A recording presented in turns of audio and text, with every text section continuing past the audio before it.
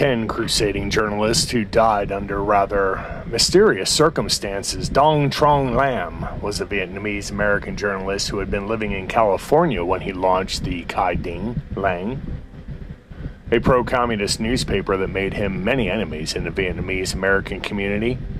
Lam's paper only lasted a year, but it caused enough outrage that he routinely received phone calls and letters threatening his life.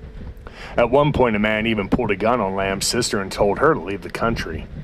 One morning in July of 1981, Lam was fatally shot after leaving his San Francisco apartment. Nobody had seen Lam's assailant, but witnesses reported seeing one or two Asian men running away from the scene.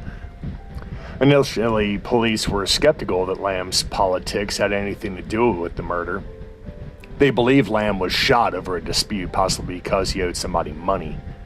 Even after the Associated Press received an anonymous letter that stated Lam was killed for his political views, investigators continued to insist that Lam's newspaper had nothing to do with his death.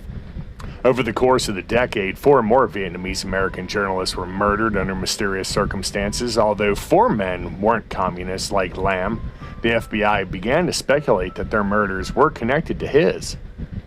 All 5 journalists were active in Vietnamese exile political scene, and 2 of them incurred the wrath of the National United Front for the Liberation of Vietnam, a shadowy group of anti-communist exiles who advocated overthrowing the government in Vietnam. Although the front had been suspected of carrying out the 5 journalists' murders, the FBI never found sufficient evidence to connect anybody, and therefore the case was closed in 1990.